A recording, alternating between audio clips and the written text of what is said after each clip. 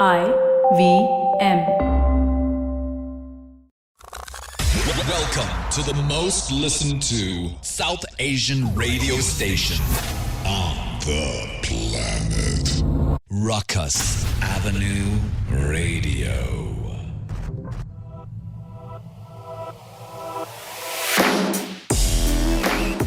Hello, everybody. This is Amit Doshi from IVM Podcast Network. We are India's premier podcasting network and are so happy to be on Rukus Avenue Radio. We hope to have you join us every week at this time where we bring you some of the segments from our best shows and hope you tune in to the IVM Podcast app, website, or wherever you get your podcast to listen to the rest of the episodes. On Cyrus Says, Cyrus is joined by one of India's most reliable election pollsters, Pradeep Gupta. He's a psephologist and author and chairman of Access My India. He's just released a new book titled How India Votes and What It Means, and we got into it on that podcast. Definitely do check that out. Sir, welcome to the show. You are the author of highly acclaimed books, Blueprint for Economic Miracle, but now recently published How India Votes. So we're going to start right there, sir. Firstly, can you just explain psephologist? Oh, P silent hai, that I know. After that, I don't know much. So thank you very much, Cyrus, for having me here. And now straightway coming to the subject, which is the psephology, as you mentioned. For us, for me, psephology is nothing but a mixture of psychology plus sociology is psephology. So we try and understand mood of the nation, mood of the people, how they make choices before casting their vote. And it's basically the study of human behavior, how they take particular decision in a particular situation.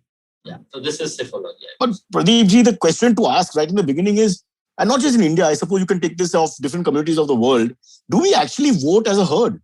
I mean, I wonder if that is more like a myth sometimes. You think that all Muslims in one area will vote in this direction, all upper caste Hindus will vote in that direction, all African Americans. Does it really happen? I'll tell you. So any election for that matter is evolve and revolve around three basic key elements, which is the people who is going to elect the government or the leader for that matter. Second is the leader whom they are going to be elected. And the third is the performance of incumbent government whom they have voted 5 years back.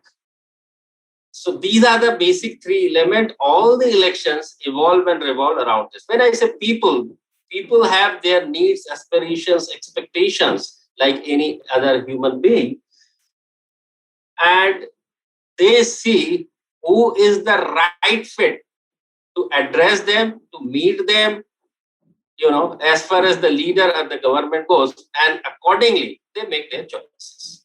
So it is as simple as that. It's all about human needs. Needs is the key word over here before people make their choices. So different people, different community, a different set of people, a demography, a geography has different kind of needs. And accordingly, they make their choices. I think in modern day India, the word majburi may be better placed than just needs. So what you're saying, the desperate situation or the situation of that locality or local area is what counts more than anything else. You also mentioned, sir, and please correct me if I'm wrong, I think aapne kaha ki communal polarizing, if you want to say that, doesn't play such a big role. You're convinced it's not a game changer. Cyrus, communalism, when you say, we need to understand. See, my book is all about what people say, what they make choices. It is definitely not about what leaders are doing or saying. That's one very big thing. When you say communalism, even being in the business, I don't know what is the meaning of communalism. It is, I would say, casteism, yes, Jativad definitely play a big role. But when you say communalism, I don't think so. Why Jativad play the role? And please understand, whom we are going to elect a leader, and we need to understand who is the leader. We need to little bit decode the definition of a leader. Leader is nothing but a public representative. He is going to be the public representative. And as a common man, when I'm electing a public representative for myself, who is going to represent me in different forum, government, parliament or assembly, Vidhan Sabha. So For me, first, he should connect me. He should be able to connect me. He should be able to understand me. He should be able to understand my needs. Unless this happens, how is going to represent me? So when I say there are three things. One is the understanding the need. Two is the language is very important. And most important is the culture. Unless the leader understands these three elements of any human being or community for that matter, what are he going to represent for? So if you say Jativad, yes, definitely people select based on their Jativad because they can relate, they can communicate, they can connect well with any leader. So Jativad, definitely yes. But I don't know what you are referring as communalism. If you can explain me better, probably I will be able to. Sir, मेरे पास Z plus security तो नहीं है, तो I think I'll have to be very careful. What we are asking is, even in places like BJP, say Murshidabad or these kind of places where they rejected BJP, by and large, hardcore Muslim population. So what I'm trying to say is it possible that you've said that caste will vote because caste based on need, matlabiness and majburiness and all these things. But why not in the case of the communal divide that sometimes is created by politicians or also already there? Let's face it, we have all that also. See, any politician or party for that matter, they take some ideological position, right? So when it comes to just now you mentioned Murshidabad, which is the large population, very large. When I say large, it is definitely exceeding 50% plus in Murshidabad and Malda region of West Bengal. So naturally, if BJP is seen as a party of or ideology, which is the Hinduism, naturally Muslim will prefer other way around. It's not that BJP, there is no candidate of Muslim candidate of BJP in particularly Bengal election. Yes, there are. But somehow Muslim preference as far as leader of the party is other than BJP.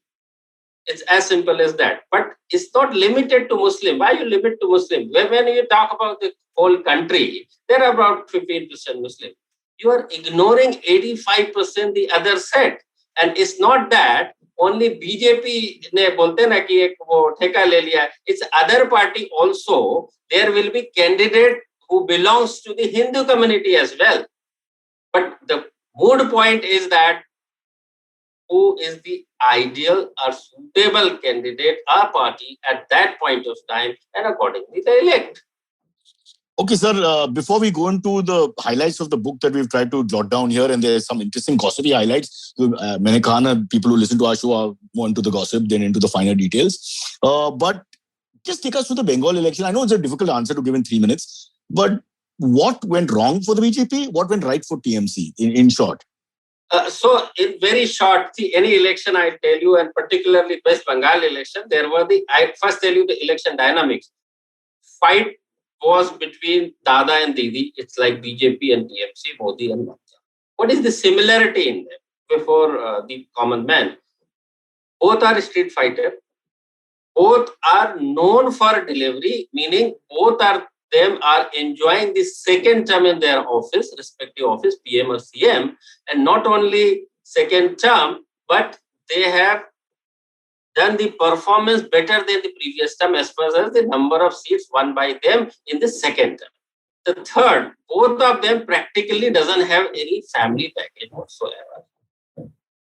And both of them is known for very good amount of social welfare security measures. These were the issues before the dynamics before the people while electing. Now you are coming to what went wrong with BJP. Though it is difficult in a very simple term, if I may say, people have elected Modi or the BJP in large number. When I say large number during general election, but this time they seems to have stored their trust, of faith, of preference more in favor of TMC than in favor of BJP, which is the case evident. They believe the kind of delivery they did in last 5 years of the last term is up to their expectations, and they can give another term to TMC, because Bengal anyway is known for giving good time to any leader for that matter. Earlier it was Congress, then 34 years rule of left parties, and now the third term for the TMC. I'm also, sir, an amateur psephologist, or mera personal research dikhne ke baad, I found out 2-3 things. Please correct me if I'm wrong. One, Yogi ji went there and discussed vegetarianism in a very hardcore non-vegetarian society of Bengal, which I think was a bad point. But jokes apart, what about speaking in Hindi to a very strong culture like Bengal, where they would reject any other language, but Bengali is very, very, in there? Yes, definitely. Connect is very important. But as I told you in the beginning, in any election, the connect is very important, and how you connect through language, which is obvious. So yes, that is also like किसी भी जीत या हार में बहुत सारे elements होते हैं, बहुत सारी उसकी वजह होती है, रीजंस होते हैं behind any defeat or win. So उसमें एक रोल जैसे आपने बताया कि connect and language also played some role in this election, and particularly for BJP's defeat, because जो उनके tall leaders थे, वो bulk of them were speaking in Hindi, as you are mentioning, which is the fact.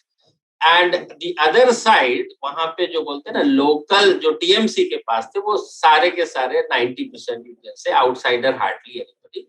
They can simply appeal from a distance. But जो एक connect होता है, which was far more better, than the BJP when it comes to TMC. Yes, definitely connect. This is definitely yes. There is no doubt on that. But having said that, and we'll go through the book here a little bit as much as we can with time permitting, Modi's performance in terms of canvassing for other states and all that has been pretty good. I mean, wherever he's gone, his presence has made a difference. But this is the first time in a big state where we have seen them.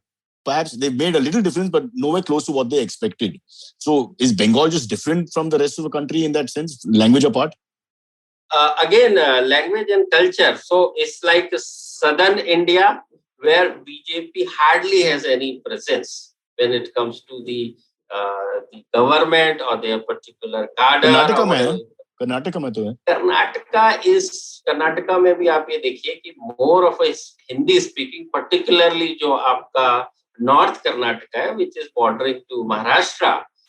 Karnataka को छोड़ के जो बाकी आंध्र प्रदेश, तमिलनाडु, केरला, आंध्र प्रदेश को आप एक ही मानिए थोड़ी देर डिस्कशन के लिए. Okay. As far as the language and culture goes, hardly any present. So, and Eastern India की बात करें तो Orissa, Assam, West Bengal and northeastern states.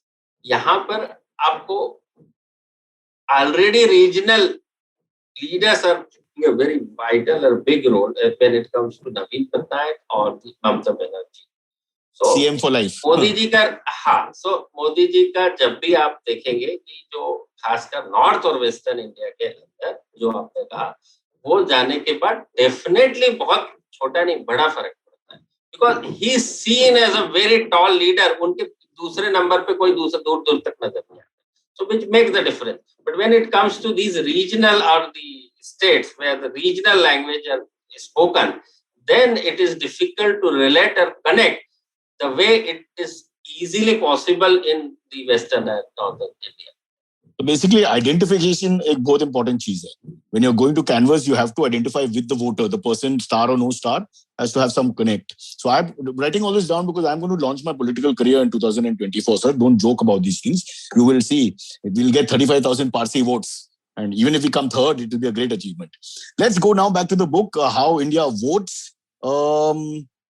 Before we go into any detail, first question I'm going to ask you, Indian voter has changed आपके हिसाब से, because you followed it, maybe the trends for 40-50 years. Have we evolved? Have we changed? Is there a change in the way we vote?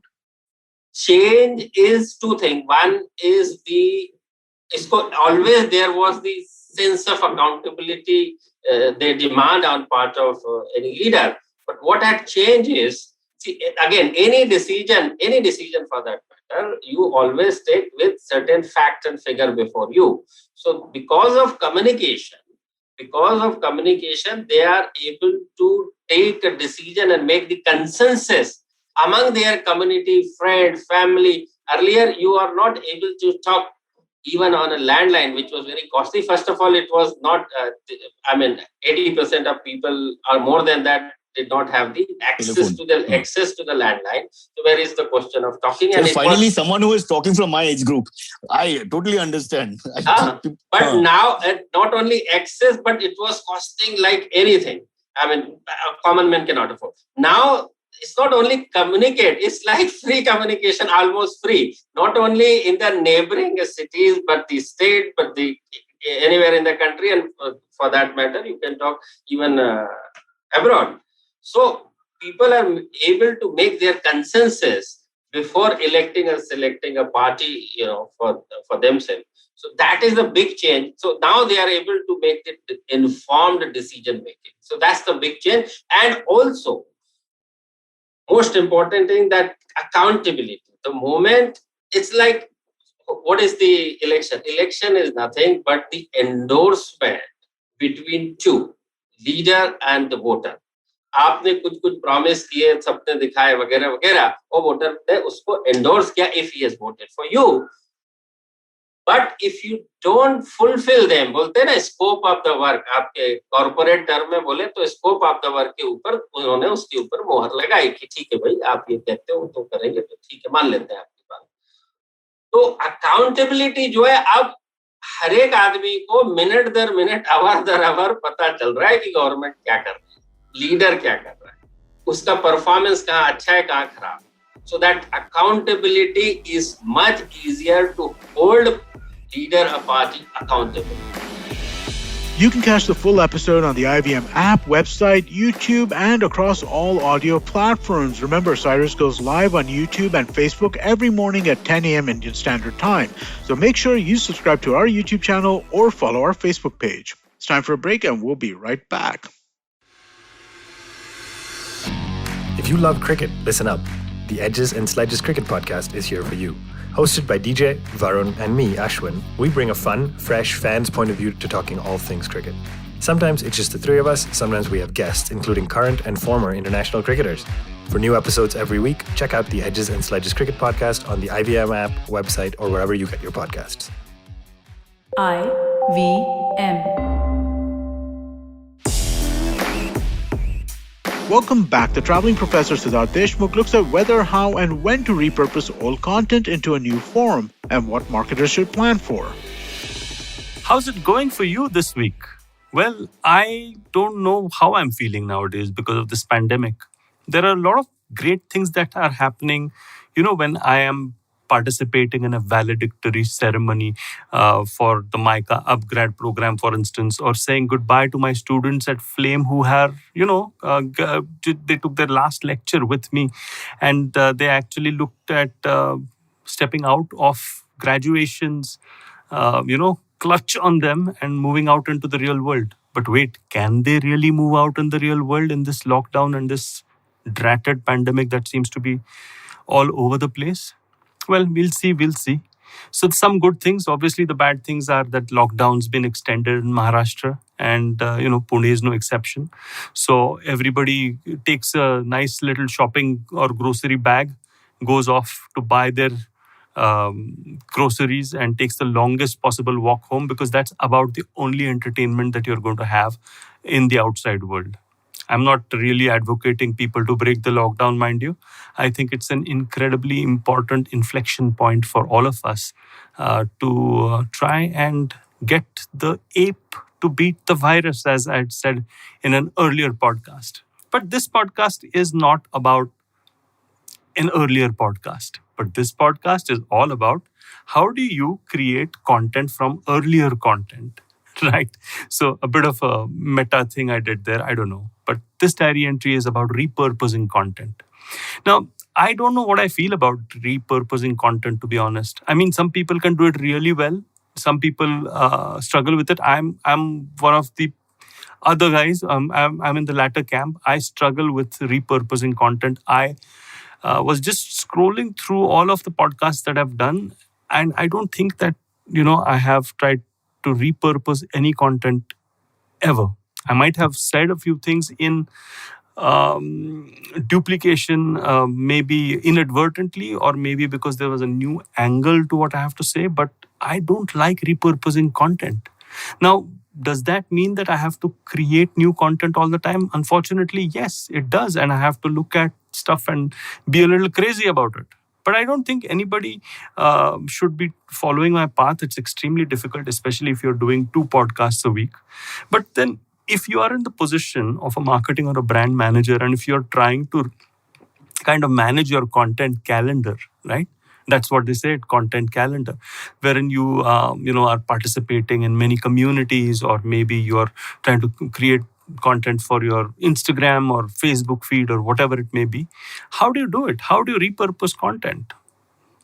Well, I think TikTok and Instagram Reel do have an answer. In fact, I did a little bit of a parody. So if you check out my Insta Reel this week, you'll soon see what I've done. What I did was that I recorded myself waving my fingers here and there, or rather one finger here and there, added text to it, which was suitable for LinkedIn, and then added text that was suitable for Instagram. So it was a bit of a fun thing. So obviously the LinkedIn bit has actually gone into the video feature that LinkedIn has put up. I'll do a different podcast on what I feel about the video feature later. But do check it out though. It's a fun thing. But on Instagram, I've kind of made fun of it. So I kind of tried to repurpose content for the first time, I think, in my life. And I realized that, okay, there is a point to it. You can't keep creating content endlessly. But one of the things that you can do is look at the different angles that people might want to take off the same content. And that is a big revelation for somebody like me who thought that the whole process of creating content had to start from scratch. You have to, build a new thought, a new first sort of observation, and then build from it. I'm beginning to understand how a lot of prolific content creators are doing this particular job nowadays. And I'm pretty impressed, especially with the way in which TikTok earlier, now it's no longer here, but it's there all over the world. And Instagram Reel and some of the other apps allow you to repurpose content wherein you're either remixing stuff, or, you're putting your own spin on trends, or you're, connecting to a trend and copying a dance and stuff like that. And I feel that, okay, so actually that is a form of repurposing content in a sense, because what you're doing is that you're not kind of creating your own original dance. You're just copying a particular dance and you're moving ahead with it. Right? So I think taking a cue from these social media giants, we should be probably trying to look at repurposing content from that perspective.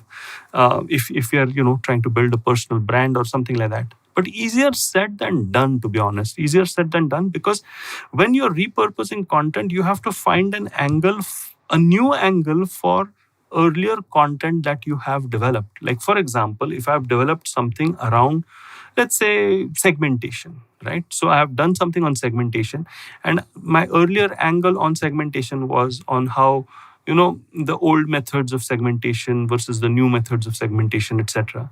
And now I have to find new kind of repurposing the same content. So to be honest, finding the new angle is also an art, because you have to look at trends, you have to look at what people are looking for, you have to look at how people can connect to what you have said before in a new way. And that by itself is curation, isn't it? But it is not curation of other people's content, it's a curation of your own content. I think repurposing content has its place, I must say. I feel that it has its place because of the nature of humanity.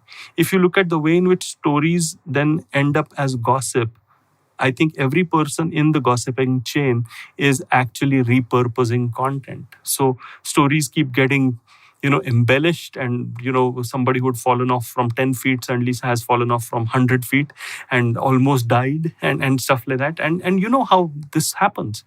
So I would say we have learned how to repurpose content right from gossipy olden times. And I think gossip is an incredibly important part of keeping a community tightly knit together.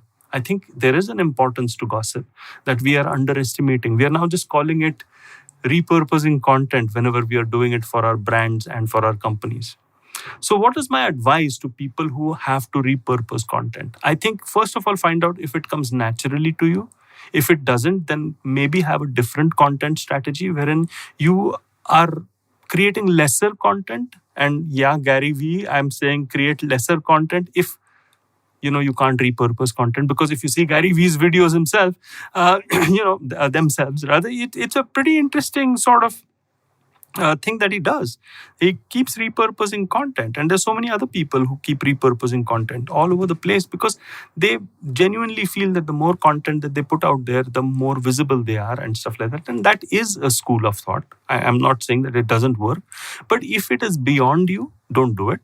But if you have the ability to create a core piece of content and then repurpose it, do repurpose it intelligently, connecting to trends that already exist and connecting to topical subjects rather than your own muses, because what you're trying to do is you're trying to stretch your content dollar or content rupee and make it fit into a new place. I hope I've made sense in this repurposing content piece. As you can see, I'm not completely convinced, because as I said, I'm in the latter half, the latter camp of not repurposing content unless and until it is actually imperative. But do give it a whirl. Who knows? Maybe it'll work for you. And I hope you like this diary entry of mine. Many more to come from where this came from. And do check out the reel that I've mentioned, because it's a bit of a fun that that you and I can share, right? Which is all about repurposing content anyways, right? So follow me on Instagram. I'm the Traveling Professor. On LinkedIn, I'm the Traveling Professor. And if you love podcasts like these, well, do go to IVM Podcasts, my friend. They're all over the place. Check them out wherever you get your podcasts from. The entire episode is available on the IVM app, website, or wherever you get your podcasts from. So, Google Chrome is about to block third-party cookies and introducing something called FLOC instead. What does this mean? The Simplified gang of Naren, Tony, Chuck, and Shrika break it down for us. Speaking about things that a lot of people are blindly beholden to without questioning for a long period of time, Tony is going to talk about digital advertising. Incredible connect. Very nice. My segues are legendary. The invisible hand that moves the world and you have to blindly trust is digital advertising. So the topic for today is... I think if anyone's following tech, you would have come across this headline that Google is replacing third-party cookies on Google Chrome and replacing it with something called FLOC, FLOC, which is Federated Learning of Cohorts, right? And to be honest, when you first read this headline, at least when I first read it, I had no idea what this was about. And therefore, I think we have to zoom back several layers into earlier episode of Simplified, which spoke about GDPR. And GDPR stands for something incredibly drab and boring. General Data Privacy Regulation, I believe. Protection Regulation. General Data Protection Regulation, which was basically a way, which was a law in the EU to protect people's privacy in general, right? And how to give people greater control of their own privacy and stuff like that. Online. Online. But also, interestingly, this 88-page document mentions the word cookies exactly one time. So it's not like, Is it because the Europeans call cookies something else? Biscuit. Have you such a biscuit? Crumpets. No, the UK is not part of the EU. Right. Sorry.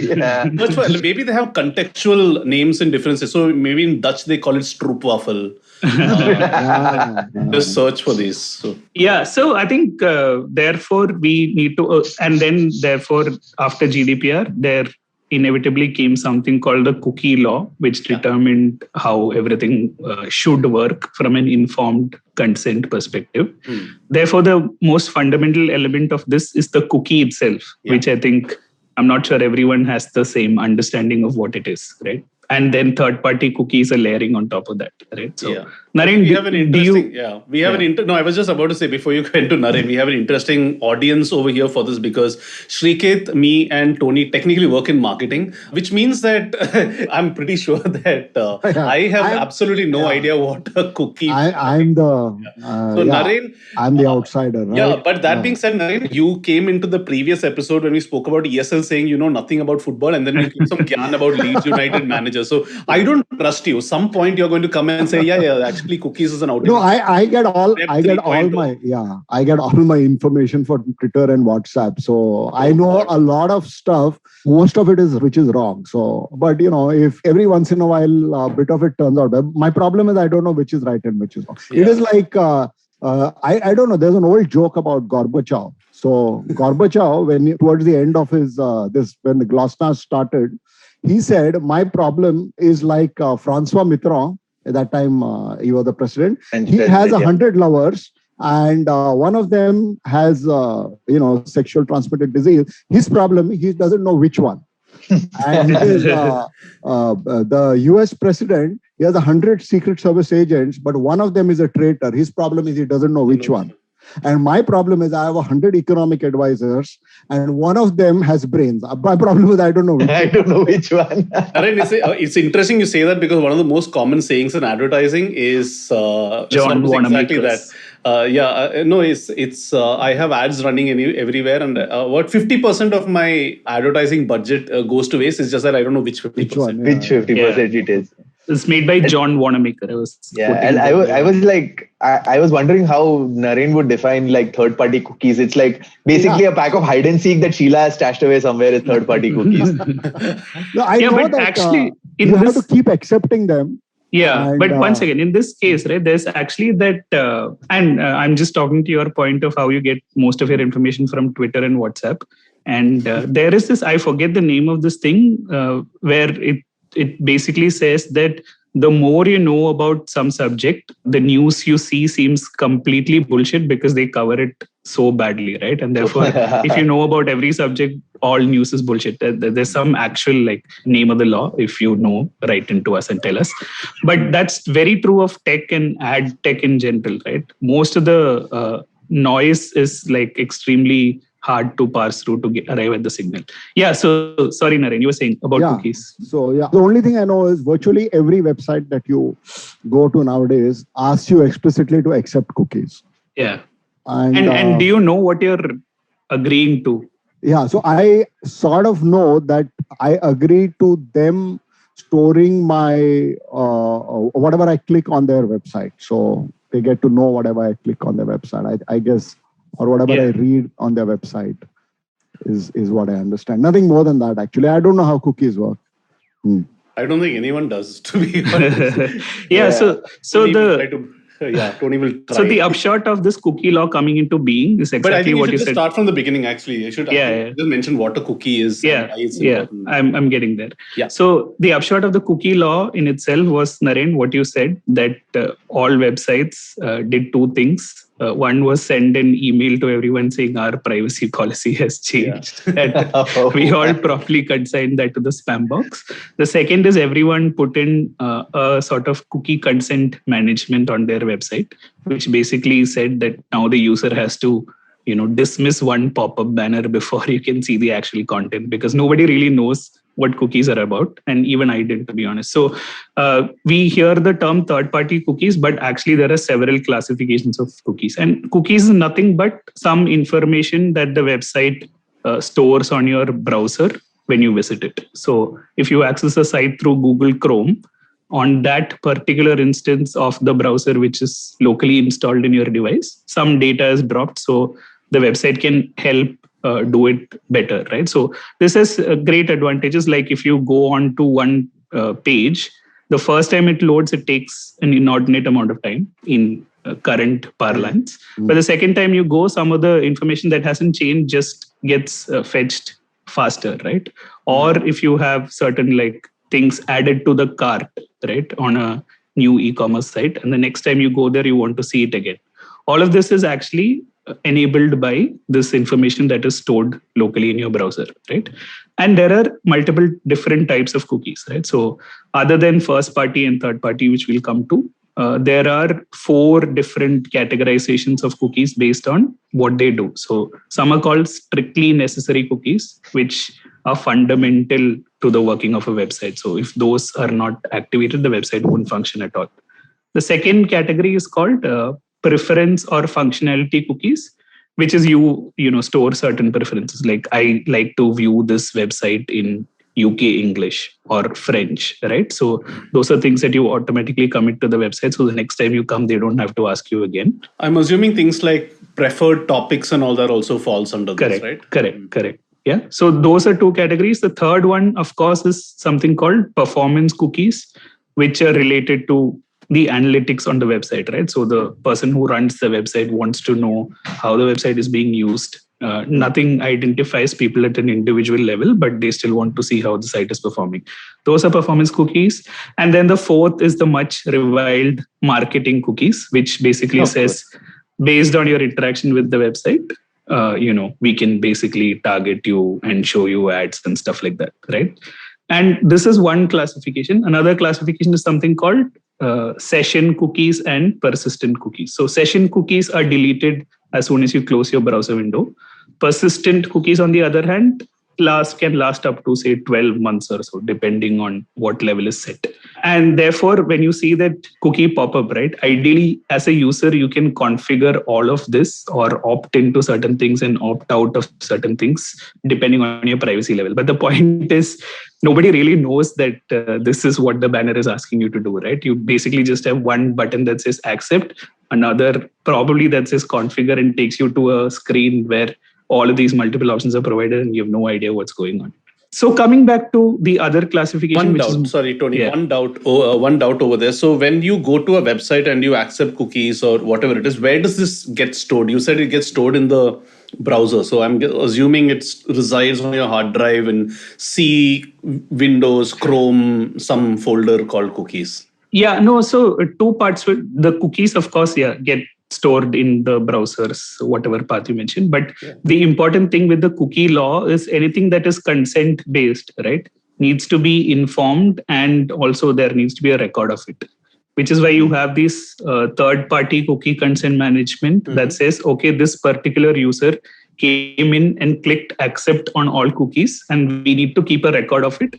Because if he comes back later and says, how dare you store my cookies when I said no, I have to show you the thing. So that's an entirely different business model in itself. Catch this and many such other explainers on the Simplified Podcast. It's on the IVM Podcast app, website, or wherever you're listening to podcasts. It's time for a break and we'll be right back. पेश खिदमत है आपकी शान में हमारे अंजुमन से. Hi, I am Sadaf. And I'm Arshit. खाने का इतिहास, economics, policy, psychology, सब है मेन्यू पे. Only on the Naan Curry podcast every Wednesday, सिर्फ IVM Podcast app या वेबसाइट पर, या फिर जहां से भी आप अपने पॉडकास्ट सुनते हो. Rukus Avenue Radio.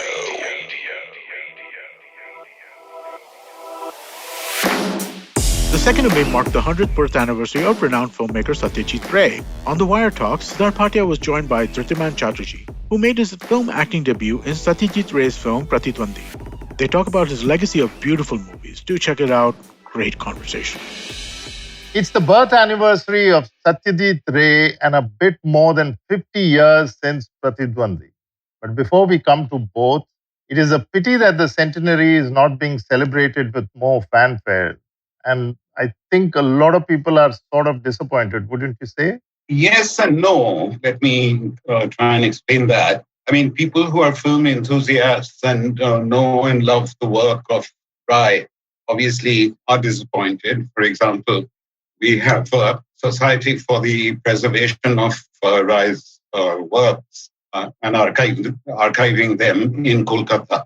We had planned a lot of activities this year, which we will unfortunately not be able to pursue.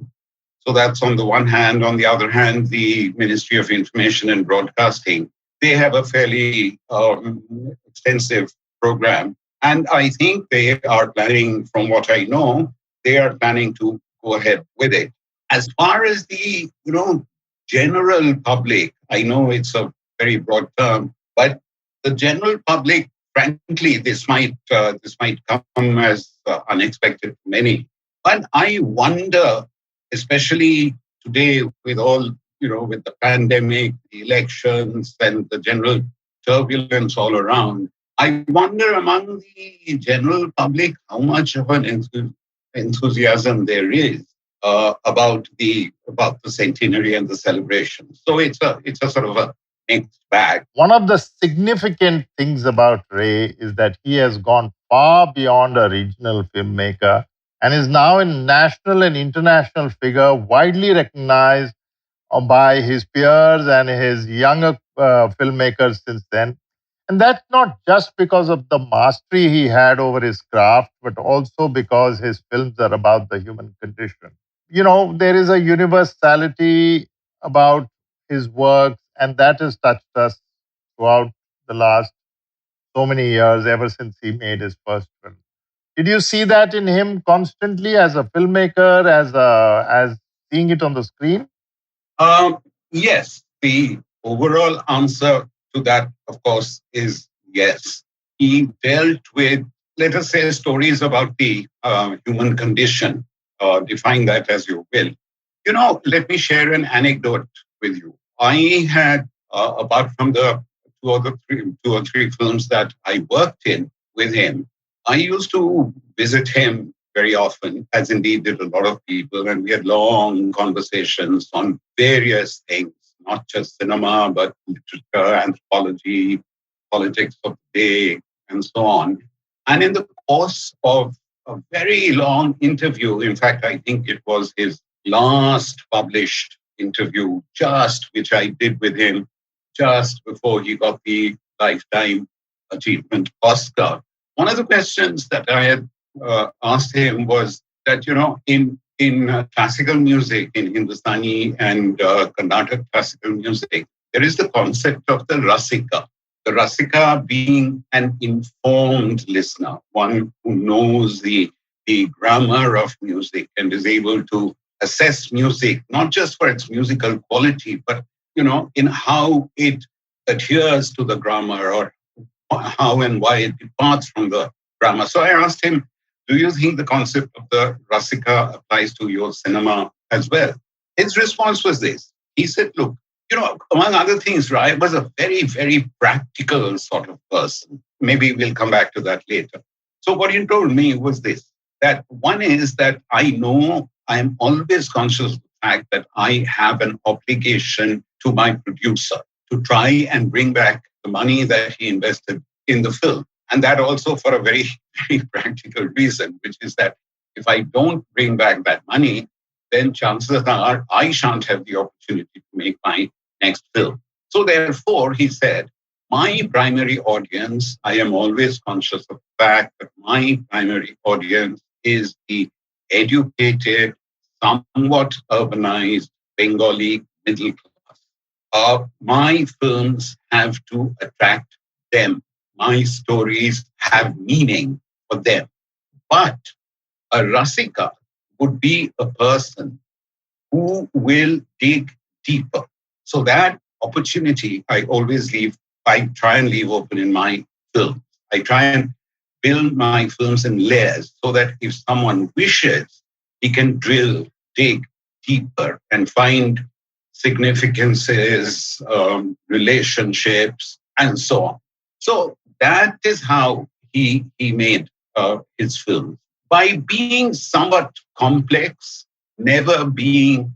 Now, there may be people who support that point of view, there may be people who oppose that point of view, but as we know, he was never directly political. He said whatever he wanted to say in a sort of indirect kind of way. Actually, that segues into my next question quite well. So that was one of the criticisms that many of his younger admirers and the generation that grew up a little later in the 70s used to make, that he was never radical in his filmmaking. I would think that pertains to his style and content, because if you remember, there were a lot of films being made at that time, which I can quite honestly call only self-indulgent. They didn't have Ray's understanding of the obligations of the director towards his producer at the end of the day. But is that a fair critique? Because, he did make several points with what he made and the films he made. So is that really a fair point, a fair critique of his work? The fact that he was never directly political, you mean? Yes, as he himself acknowledges. Yeah, well, Siddharth, that is, we can spend hours talking about that because it depends on a lot of things. It depends on temperament. It depends on tradition a person has imbibed. We have to remember that Rai belonged to or grew up from Renaissance generation in Bengal, the liberal, open-minded Renaissance generation. And indeed, we can call him a part of that Renaissance generation. So what in Bangla is called the Bhadralok, the genteel man, as different from the gentleman, he was very much the Bhadralok. And the Bengali Bhadralok, if you look at Rai, if you look at, others in that segment, I mean, after him, before him, if you look at people like Amartya Sen, for example, none of them in their various fields have been strident. All of them believe in speaking in a gentle sort of tone of voice, making the points that they wish to make, making those points somewhat indirectly, softly. So he was part of that milieu.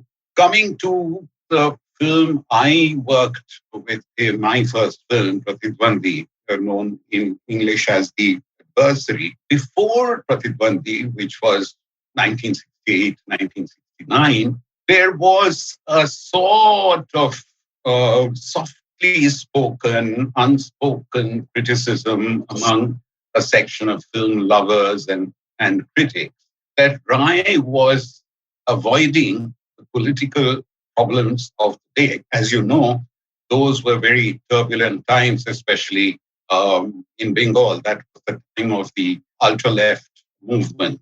And other people, for example, Mrinal Sen, which, opens a whole other box, which we can talk about if we wish and have the time for. Mrinal Sen was addressing those much more directly. But that, again, as I said, depends on temperament and on background. But there was this criticism that Rai was not grappling with the problems of the day. And Pratidwandi, in many ways, was a response to that criticism, not only in subject matter, but also in technique.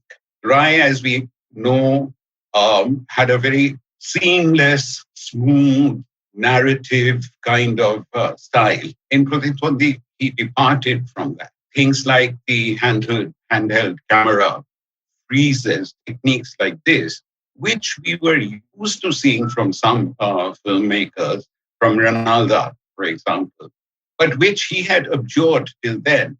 We saw these appearing for the first time in his cinema in Pratidwandi. So in that sense, Pratidwandi was a new phase in his filmmaking. And of course, then it went on to become his Calcutta trilogy with two other films, which also were very contemporary and spoke about the here and now. In fact, I would say, looking back, and even then, one would have seen that film and the trilogy in general as a response to his critics to show that, when it comes to this, I'm no slouch either. So, this is my kind of response.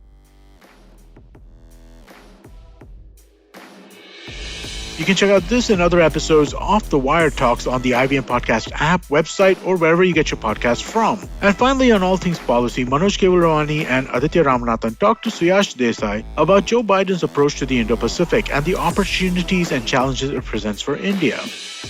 Let's talk with Biden's speech. Biden gave a speech yesterday. What were the major highlights regarding foreign policy from that speech that you guys could think of? So I can start with this. I think predominantly this was a speech about his administration, the 100th days of his administration, and the broad direction in which he wants to take the US. Predominantly, he was talking about domestic policy. He spoke about the different initiatives and the different plans that he's launched, beginning with obviously the attempt to vaccinate the country and to bring the pandemic under control. So he highlighted the fact that they had promised to vaccinate 100 million people in 100 days, and they are at about 220 million shots in 100 days. So they've far exceeded that goal. He talked about how the objective is to now continue this and not ease up on this, to make sure that the country sort of gets back on track and you don't see the kind of deaths that you once saw. He spoke about support and aid provided to families in America which have been struggling because of the economic impact of the pandemic. So he highlighted his American Rescue Plan, which provides economic support to Americans. He also then spoke about his jobs plan, which is critical from the broader sort of renewal of American power around the world also. So he spoke about how this is a once-in-a-generation investment in America, the idea that this is the largest jobs plan since the Second World War, and the goal is to upgrade transportation infrastructure, modernize roads, bridges, highways, and so on and so forth, provide the high-quality linkages, networks for piped drinking water, better schools, childcare, and the rest of it. The idea is to focus on all of this to be able to renew America, which has been part of his sort of pitch even before the election, where his sort of campaign slogan was Build Back Better.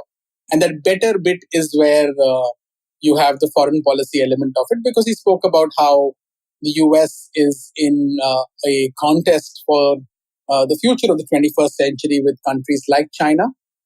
And these are the kinds of policies that you will need to renew American leadership. He spoke about NATO and the Indo-Pacific, which I think was important. He spoke about both of them in the sort of same sentence. And he spoke about how he was telling Xi Jinping, and I'm going to quote him, that we will maintain a strong military presence in the Indo-Pacific, just as we do with NATO in Europe, not to start conflict, but to prevent conflict. So this sort of highlights, and I'm sure this is a sentence that must have been picked up in Beijing, where it must have reconfirmed a lot of their notions about the US desire to militarize the idea of the Indo-Pacific. And I think that's one of the things that must have gotten noted. But the broad argument with regard to foreign policy was about, that there is a competition that's playing out for the future of the 21st century. The US needs to be a leading force in that competition. The primary impetus for the US to play that role will come from domestic revival, domestic regeneration, economic growth, creating new jobs, creating new infrastructure, building on clean energy requirements, technological innovation. At one point of time, he spoke about the falling investments in research and development in science and technology in the US, saying that we need to up those further. And finally, sort of he talked about how while you're competing for all of this, where you're competing economically, you're competing on governance norms, and you're competing militarily, you also need to work with different people in different countries around the world to address what are global challenges. So climate change, nuclear non-proliferation, and so on and so forth. And for that, you will work with different countries around the world, including China, Russia, and the rest of them. And he was basically talking about how that's been his administration's approach. Towards the end of the speech, he spoke about more domestic issues like racial inequality and the rest of it. But those don't necessarily relate to foreign policy directly, but they do relate in the context of the image of the US and the idea of American democracy being functional, being equitable, delivering justice to people, and those kinds of things, which are far more sort of second order, but very important from the point of view of systemic competition with China, which sort of is engaged in systemic competition with the US. So that's roughly what the speech talked about. Fair enough. So you guys, Manoj and Aditya, you have published a document on Biden's approach to the Indo-Pacific region, early trends, what is continued, what has changed. So the first question was regarding the speech, but from your document, what could you highlight? What has continued from the Trump administration, and what are the early trends of change in Biden's foreign policy? For example, with reference to regional forums, which are reference to partners and allies. Has anything continued? Has anything changed? So essentially what we've tried to look at is in our document is look at the changes in the US's approach to the Indo-Pacific. And I just spoke about Biden's comment about, maintaining a military presence in the Indo-Pacific like they do with NATO. And Aditya will talk more about the military aspect of it. But broadly, what we did in our document was that we looked at the background of what was Trump's policy. And one of the biggest shifts was that under Trump, you had an Indo-Pacific framework come into being. Right? It was in late 2017 that you had this concept of the free and open Indo-Pacific that was first spoken about. Later that year, in 2017, you had the US National Security Strategy. This identified China, North Korea as primary challenges to the US interests and values in the Indo-Pacific region. It also talked about working with allies and partners. Now, while it did that, you also saw that there were frictions between America and its allies and partners, right? While the relationship with India did progress from the defense point of view, there were trade frictions with India and the Trump administration. At the same time, the relationship in East Asia with traditional allies, whether it was the Philippines, whether it was South Korea, or whether it was Japan, there was friction under the Trump administration. This friction was partly due to, like say in the case of Philippines, it was also due to the policies of Rodrigo Duterte. But with South Korea and Japan, there were discussions about burden sharing and sort of increased payments required from these partners to be part of the US security umbrella. I mean, at one point of time, if you remember, Trump was talking about how it's okay if folks want to go nuclear. That's perfectly fine with him. So I think some of that sort of created anxiety. Of course, Trump pulled out of the TPP, which was a big economic deal in the region. That again created anxiety about America's willingness to stay in the region. He pulled out of the climate accord. He pulled out of the UN Human Rights Council. So all of that sort of created anxiety about an American retreat from multilateralism while he was still talking about the Indo-Pacific. So there were some positive moves in that, you built up a relationship with Japan, Australia, and India specifically around defense, and the Quad sort of started to take shape under Trump. You had some structural changes in the US with the formation of the Pacific Command changing to the Indo-Pacific Command. So there was a structural change also that happened. You had a certain vision that started to be outlined, which was a rules-based international order, a free and open Indo-Pacific, comments about the Indo-Pacific becoming a priority theater and the rest of it. But you also had these serious challenges and contradictions, which made pursuing any of this far more seriously difficult.